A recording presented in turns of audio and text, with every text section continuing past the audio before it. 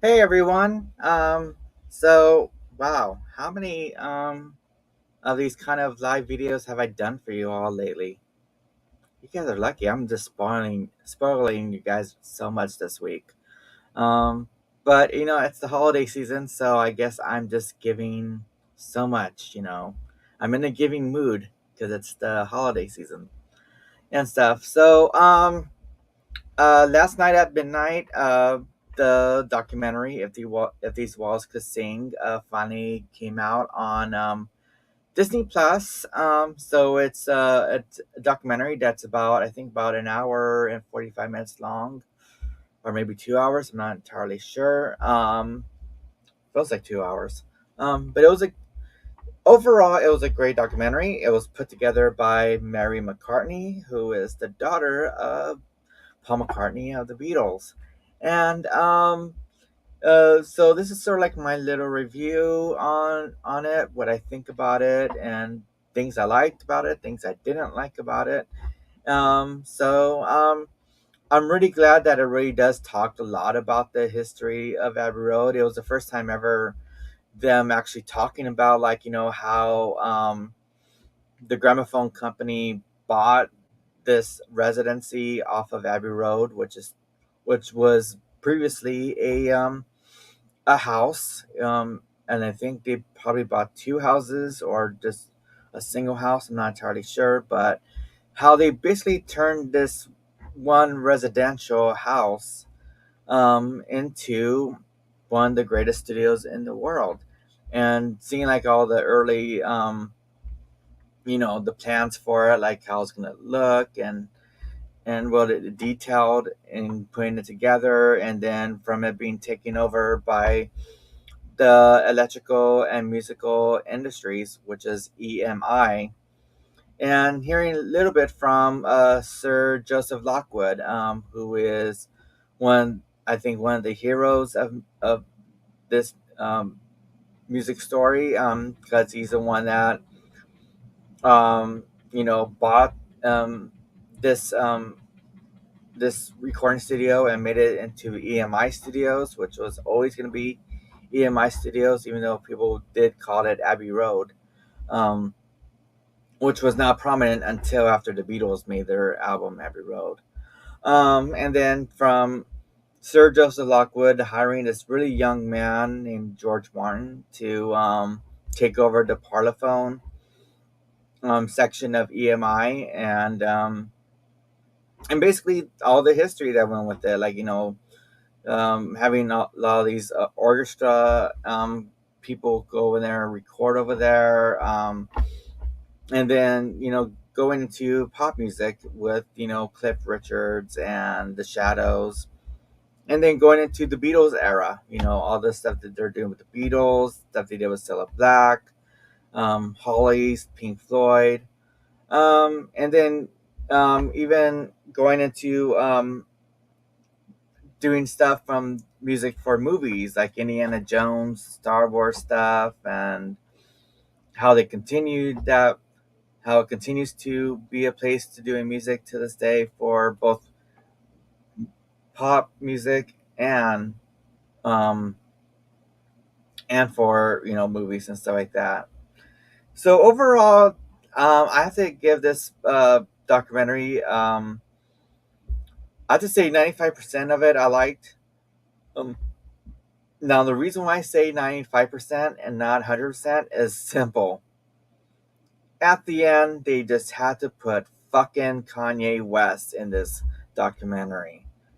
And it was like basically about a 5.5 minute kind of segment of Kanye West with John Legend, someone who I really do not like either, um, getting together and doing something at Abbey Road. I'm like, did we really need to put Kanye West in this fucking documentary? No, we did not need Kanye West in this documentary. If anything, there was like a whole lot more that they could have probably mentioned. You know what? Now this takes my review from 95 to 90. Fuck, let's go to 80, because I feel like there's could have been like a whole lot more that they could have mentioned, because there's like a lot of other bands that recorded over there. I'm glad that they mentioned K Bush. I'm glad that they did that. But there's like a lot of other bands that utilized EMI Studios, Abbey Road Studios, throughout the years. And I remember they even did this really nice show back in the 2000s. It was called Live at Abbey Road, and I really loved watching this. I couldn't afford it, but I was able to find people that would post things here on YouTube about Live at Abbey Road and some of the segments. And one of my favorite performances at Live at Abbey Road is Jamiroquai. He did the songs "Runaway," "Love Philosophy," and "Traveling Without Moving." And I'm really sad that the Mary did not mention this show on in this documentary, which is a very big thing to like skip over, because everybody just loved and adored this recording studio, Abbey Road.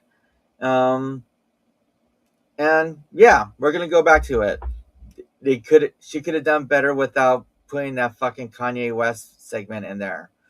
We didn't need 5 minutes of Kanye West talking or anything in that segment.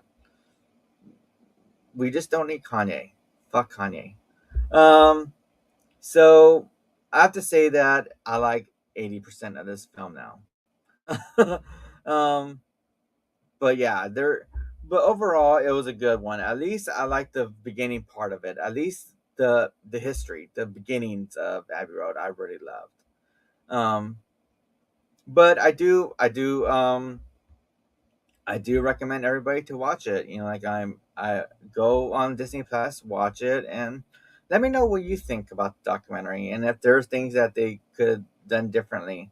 I know that there's other things that they could have done differently too, which is why it's also going to remain at 80. And also that is, as much as everybody knows that I love the Beatles and I love hearing a lot about the Beatles and stuff like that, I feel like they could have reduced the amount of Beatle talk on it, even though it is crucial to the history of Abbey Road. And I know that pains me to say as someone who's all about the Beatles, all about Paul McCartney and stuff like that. And but I feel like they could have used like a whole lot more footage of other bands that were recording there. I know that George Martin used to have like a film crew called the Granada Films, and I remember them doing um, recording footage of the Hollies recording the song on a carousel, which I know you could see in there's like a documentary that came out. I think it was for BBC or something else, but I know it was put together by Reeling in the Years, called "The Hollies Look Through Any Window." And there was like a segment in that documentary where they're talking about like recording at EMI Studios, and I think the Hollies utilized Studio 3 for all the recordings. And there's a film crew that went there to film them recording the song on a carousel, and it's beautiful. And they should have used that in this documentary. It should have been used because it would have showed like other rock bands were recording there. I'm glad that they showed footage of Cilla Black recording there, and as well as Pink Floyd. Because Pink Floyd recorded all their early stuff from their first album all the way to even going into probably The Wall. And they showed like a lot of them recording um, Dark Side of the Moon there. But I know that they could have done like a whole lot more. I'm pretty sure there's like a whole lot more footage of people recording at Abbey Road.